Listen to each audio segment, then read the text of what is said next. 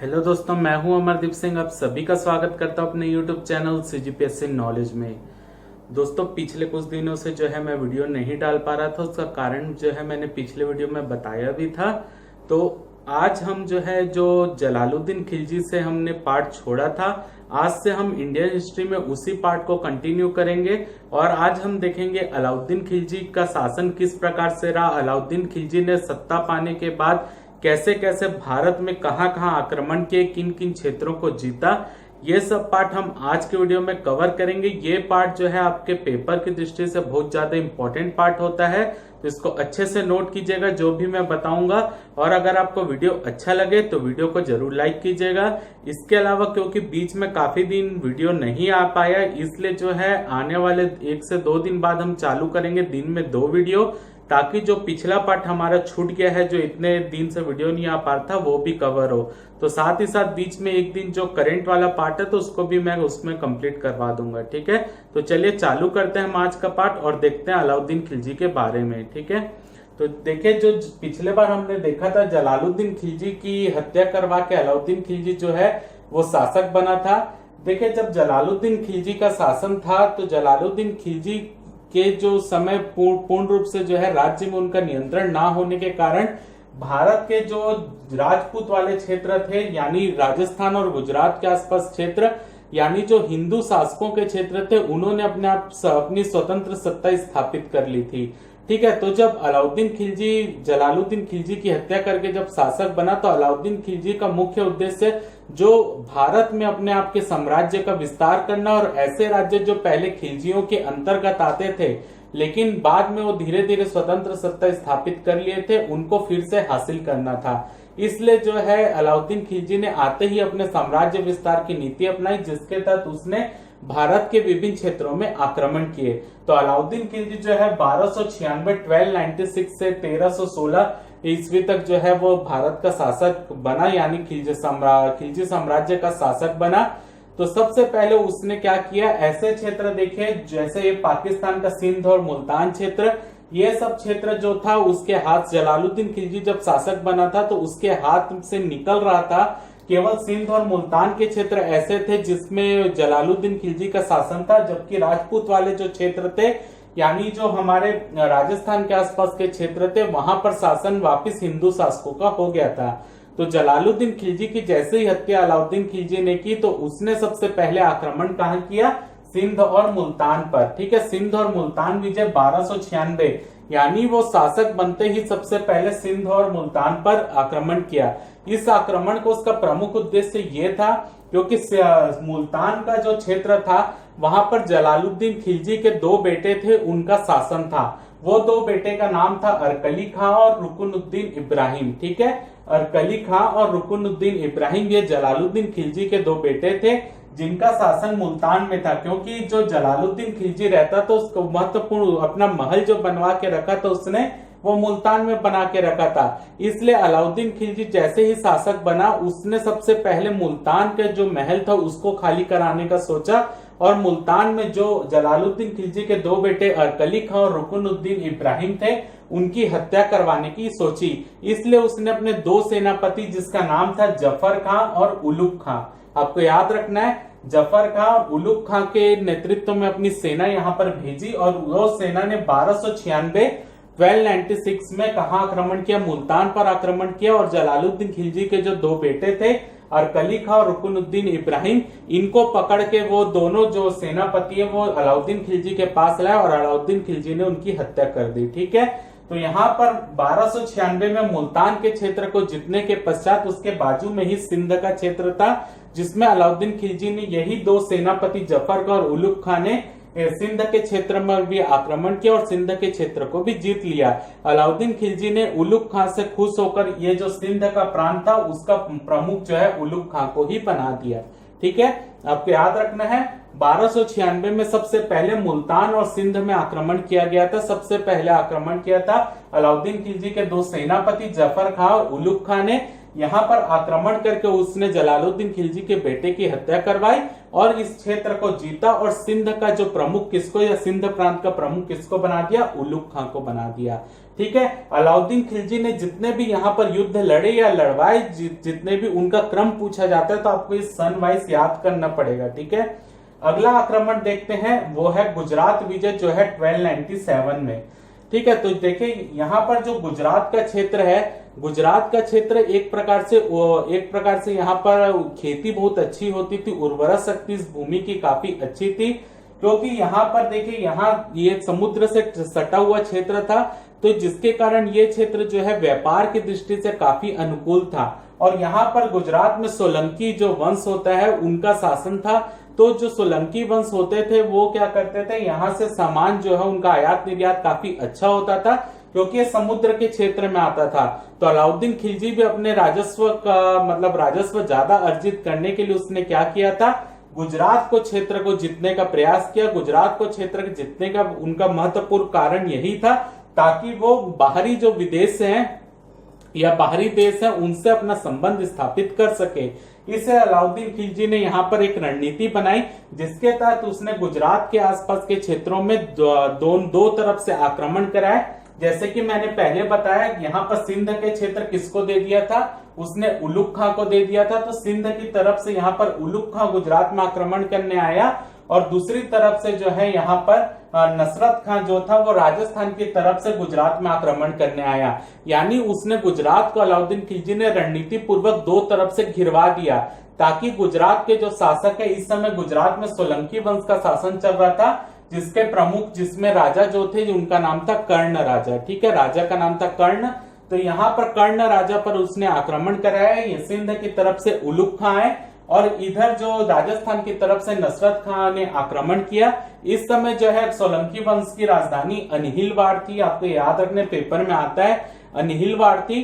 तो यहाँ पर जैसे ही राजा कर्ण को पता चला कि उन पर आक्रमण हो रहा है, राजा कर्ण जो है उनकी क्षमता युद्ध या रणनीति वाले क्षेत्र में काफी कमजोर थी।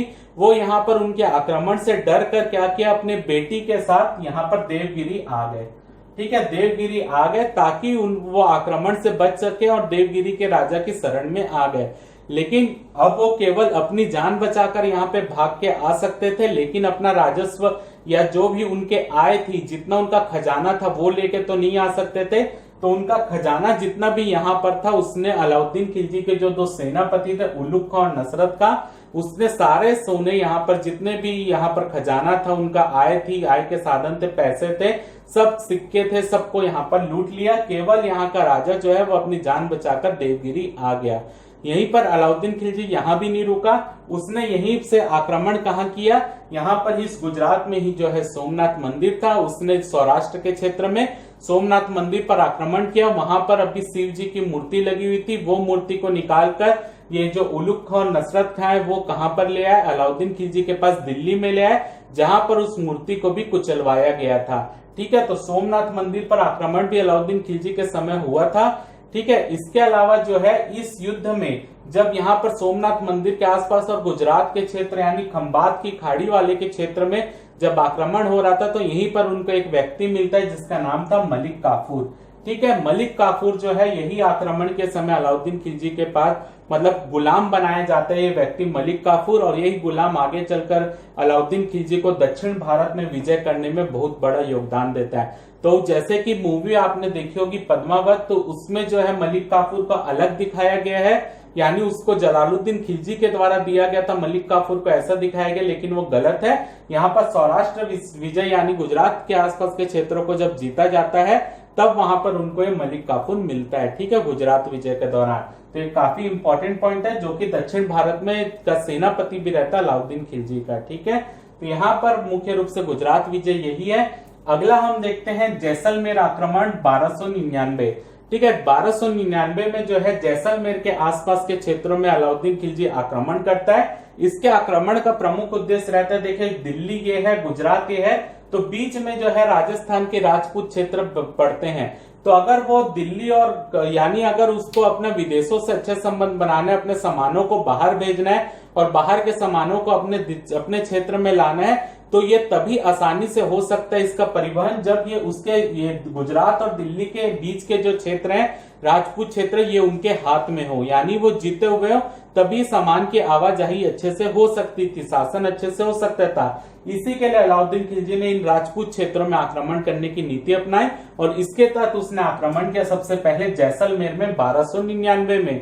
तो जैसलमेर में इस समय शासन कर रहे थे वो राजपूत शासक, उनका नाम था दूदा। ठीक है, इन्होंने जैसलमेर पर आक्रमण जानबूझकर अलाउद्दीन खिलजी ने नहीं किया था। जो ये राजपूत शासक दूदा जिनका नाम था, उन्होंने क्या किया था, अलाउद्दीन खिलजी के क्षेत्र में आक्रमण करके उनके जितने भी घोड़े थे उनको अपने में ले लिया था, यानी घोड़ों का अपहरण कर लिया था, जिसके कारण अलाउद्दीन खिलजी ने नाराज होकर इन पर आक्रमण किया था जैसलमेर में और इनकी हत्या करवा के जैसलमेर के क्षेत्र को जीत लिया था। ठीक है, तो जैसलमेर आक्रमण 1299। अगला जो आक्रमण है वो काफी ज्यादा इंपॉर्टेंट है, वो है रणथंबोर का आक्रमण 1301 ईस्वी में। अलाउद्दीन खिलजी ने जो है रणथंबोर पर भी 1301 ईस्वी में आक्रमण किया। यहां पर मुख्य रूप से जो शासन कर रहे थे पृथ्वीराज चौहान जो थे उनके ही वंशज, ठीक है, यानी अजमेर के आसपास के क्षेत्रों में पृथ्वीराज चौहान के वंशज जिनका नाम था हम्मीर देव, ठीक है, उनका शासन इस क्षेत्र में चल रहा था। हम्मीर देव एक प्रबल शासक थे, काफी उनकी जो नीतियां थी जनता के प्रति या युद्ध की नीतियां वो काफी अच्छी थी। अलाउद्दीन खिलजी को इनको हराने में काफी मशक्कत करनी पड़ी क्योंकि इन्होंने हार ही नहीं मानी थी अलाउद्दीन खिलजी से। ठीक है, तो रणथंबोर में आक्रमण करने के जो प्रमुख सेनापति थे अलाउद्दीन खिलजी के वो दो थे, एक का नाम था उलुग खां और एक का नाम था नसरत खां। जैसे कि इन्होंने यहाँ पर भी आक्रमण किया था गुजरात में, तो उलुग खां और नसरत खां ने रणथंबोर में आक्रमण किया। रणथंबोर का जो किले था उसकी घेराबंदी कर ली, जैसे कि आपने मूवी में भी देखा होगा पद्मावत में चित्तौड़ के बाहर अपनी सेना लाकर अलाउद्दीन खिलजी रख देता है, वैसे ही पूरी अपनी सेना लाकर वो रणथंबोर के बाहर भी रख देता है। लेकिन यहाँ पर क्या होता है, वो सेना लाए हुए अलाउद्दीन खिलजी क्या है, उलुग खां और नसरत खां के नेतृत्व में वहां पर सेना भेजा रहता है। लेकिन एक साल हो जाता है, अभी तक जो है रणथंबोर में जो किले बंदी किए रहते हैं, एक साल गुजर जाता है लेकिन कोई भी किले में अभी तक हम्मीर देव और उसके सेनापति जो है वो बाहर ही नहीं आते, यानी वो अपने क्षेत्र में सुरक्षित रहते हैं क्योंकि वो ऊंचाई में रहते हैं और उलुग खां और नसरत खां जो है वो अपनी सेना लेकर वहीं पर खड़े रहते हैं। एक साल बीत जाता है लेकिन एक दिन ऐसा आता है जब जो उलुग खां और नसरत खां है ये इनकी नीतियां बनती है कि हम जो है किले में पत्थर से वार करेंगे। तो पत्थर से वार सब सैनिक करते रहते, जिसमें से एक पत्थर आकर नसरत खां के सर में लगता है और नसरत खां की वहीं पर मृत्यु हो जाती है। यानी पत्थरबाजी जब रणथंबोर के किले पर की जाती है तो नसरत खां की वहां पर पत्थर लगने से मृत्यु हो जाती है और उलुग खां जो रहता है वो अब क्योंकि एक साल का समय बीत चुका रहता है वहां पर रहते रहते अब उलुग खां जो है वो हम्मीर देव पर आक्रमण करने की सोचता है और किले में अंदर जाने की सोचता है, लेकिन वो किले में अंदर प्रवेश नहीं कर पाता।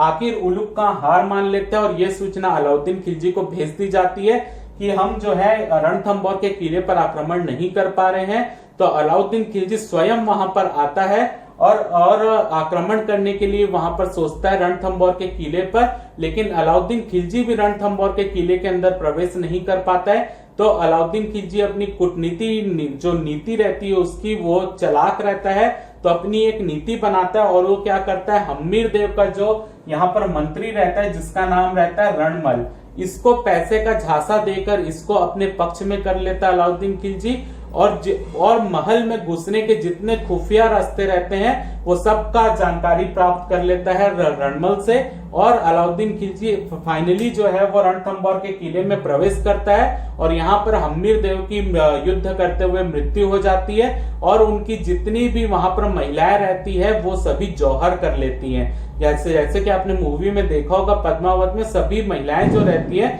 वो आग में कूद जाती है। यहाँ रणथंबोर में भी ऐसा हुआ रहता है। ठीक है, तो फाइनली जो है 1301 में यहाँ पर आक्रमण करने जाते हैं। 1302 में फाइनली जाकर जो है रणथंबोर में हम्मीर देव को परास्त कर पाते हैं। ठीक है, तो रणथंबोर आक्रमण काफी इंपॉर्टेंट है। अगला हम देखते हैं चित्तौड़ आक्रमण जो हुआ था 1303 में। तो चित्तौड़ आक्रमण यानी मेवाड़ आक्रमण ये आपने मूवी में देखा ही है। ये यहाँ के जो राजा रहते हैं राणा रतन सिंह और उनकी पत्नी रहती रानी पद्मनी या पद्मावती। ठीक है, तो रानी पद्मनी या पद्मावती जैसे कि देखा अलाउद्दीन खिलजी जो है यहाँ पर पिक्चर में सिर्फ इतना दिखाया गया कि वो रानी पद्मावती के लिए यहाँ पर आया था, लेकिन ऐसा नहीं है। अलाउद्दीन खिलजी साम्राज्य विस्तार की नीति के तहत जो है आक्रमण करने के लिए यहाँ पर आया था मुख्य रूप से चित्तौड़ में अपना साम्राज्य को बढ़ाने के लिए। जैसे कि मैंने पहले बताया, दिल्ली और गुजरात के बीच में जितने क्षेत्र पड़ते थे वो सबको जीत कर अपना जो परिवहन का साधन है उसको, यानी माल को ले जाना और लाने में जो भी प्रॉब्लम है उसको खत्म करने के लिए उन क्षेत्रों को जीतना चाहता था। और चित्तौड़ में आज तक कोई भी शासक आक्रमण नहीं कर पाया था, लेकिन अलाउद्दीन खिलजी जो है वहां पर आक्रमण करने के लिए गया था। वैसे ही किलेबंदी जैसे रणथंभौर में की थी, वैसे ही किलेबंदी भी की थी वहां पर जाकर। फाइनली जो है रानी पद्मावती को पाना भी उनका एक ना एक उसमें कारण जरूर था, लेकिन पूरा कारण रानी पद्मावती थे ऐसा नहीं था। साम्राज्य विस्तार की जो उसकी नीति थी वो उसका प्रमुख कारण था।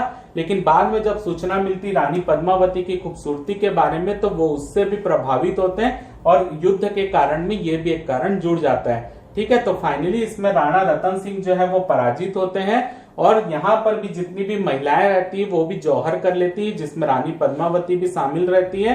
ठीक है, और अलाउद्दीन खिलजी क्या करता है, हम सिर्फ इतना देखें कि यहाँ जौहर तक ही हमको पता है। उसके बाद क्या करता है अलाउद्दीन खिलजी, यहाँ पर अपने एक सेनापति जिसका नाम रहता है खिज्र खां को यहाँ का नेतृत्व सौंप देता है, यानी जीतने के पश्चात खिज्र खां को यहाँ का प्रमुख बनाता है और चित्तौड़ का नाम बदलकर खिजराबाद कर देता है। ठीक है, अलाउद्दीन खिलजी चित्तौड़ और जो मेवाड़ का क्षेत्र था उसका नाम बदलकर खिजराबाद कर देता है और उसका प्रमुख खिज्र खां नामक व्यक्ति को बनाता है। बाद में जब अलाउद्दीन खिलजी की मृत्यु हो जाती है तो चित्तौड़ के आसपास के क्षेत्र में जो राजपूत रहते थे चित्तौड़ में, वो अपने क्षेत्र को फिर से स्वतंत्र कराते हैं और चित्तौड़ एक प्रकार से फिर से स्वतंत्र रियासत बन जाता है। ठीक है, तो आपको इतना याद रखना है। और यही इसी के ऊपर रानी पद्मावती, राणा रतन सिंह, इन्हीं के ऊपर जो है पद्मावत की रचना मलिक मोहम्मद जैसी ने की है। ये पेपर में आता है क्वेश्चन। ठीक है, तो आपको याद रखना ये। तो ये हो गया आपका चित्तौड़ आक्रमण 1303 में। इसके बाद जो है 1305 ईस्वी में मालवा विजय जो है अलाउद्दीन खिलजी करता है। मालवा जो क्षेत्र है, यहाँ के प्रमुख का नाम जो राजा रहता है उनका नाम रहता है महलक देव। कहीं कहीं महलत देव लिखा रहता है, लेकिन महलक देव जो है यहाँ के प्रमुख रहते हैं। अलाउद्दीन खिलजी जो है यहाँ पर महलक देव को पराजित करता है और मालवा, उज्जैन, धार, ये सब क्षेत्र जो यहाँ पर है एमपी के आसपास, इन क्षेत्रों पर जीत हासिल करता है और अलाउद्दीन खिलजी इन क्षेत्रों को जीतकर अपने साम्राज्य में मिला लेता है। ठीक है, तो ये जो महत्वपूर्ण है अलाउद्दीन खिलजी के बारे में कि अलाउद्दीन खिलजी ने भारत के जो उत्तर और मध्य के क्षेत्र उन पर आक्रमण करके जो जो क्षेत्र अपने में मिलाए। अलाउद्दीन खिलजी एक ऐसा शासक था जिसने दक्षिण भारत के भी राज्यों को जीता था। उसको हम एक अलग वीडियो में कल मैं बताऊंगा आपको कैसे दक्षिण भारत में उसने कौन कौन से क्षेत्रों को जीता था। और ये एकमात्र शासक है कि दक्षिण भारत के क्षेत्रों में इसने आक्रमण करके खिलजी साम्राज्य का अपना साम्राज्य पूरे भारत में फैला दिया था और देवगिरी, वारंगल, होयसल, पांड्य ये सब क्षेत्र को भी इसने जीता था।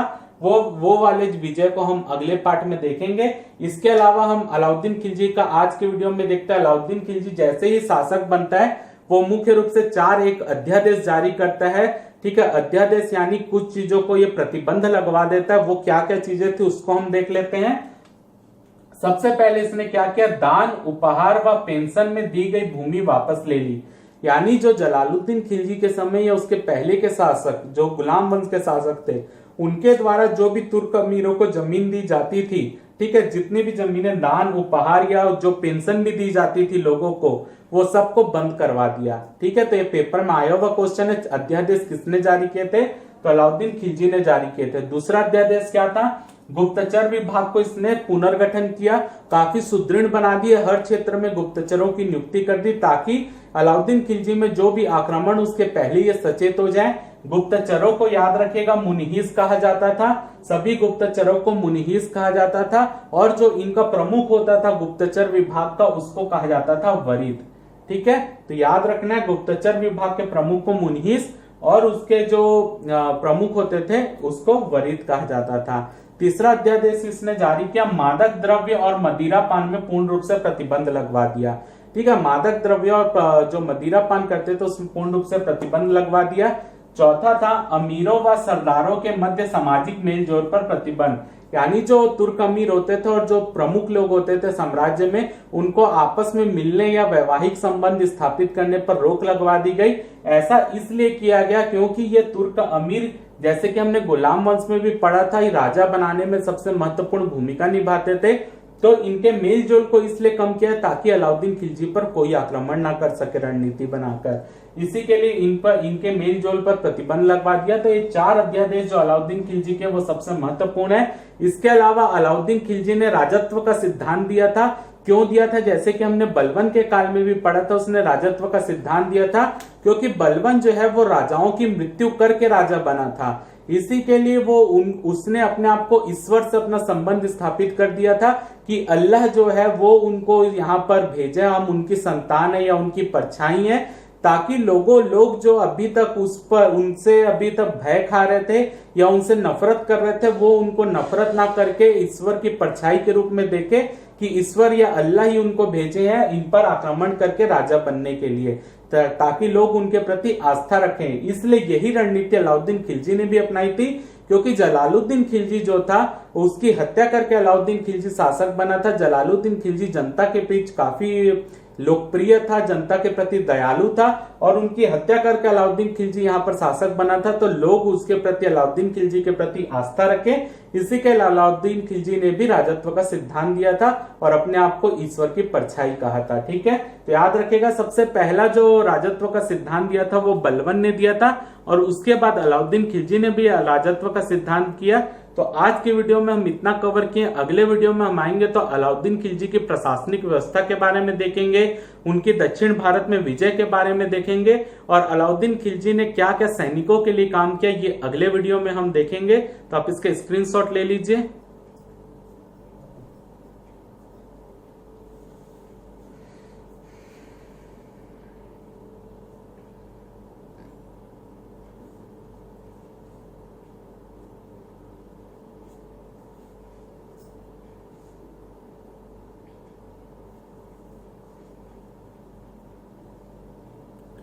तो उम्मीद करता हूं कि आपको आज का वीडियो अच्छा लगा होगा। अगर आपको वीडियो अच्छा लगा हो तो वीडियो को जरूर लाइक कीजिए, चैनल को सब्सक्राइब कीजिए, ज्यादा से ज्यादा शेयर कीजिए। फिलहाल के इस वीडियो में सिर्फ इतना ही। जय भारत, जय छत्तीसगढ़।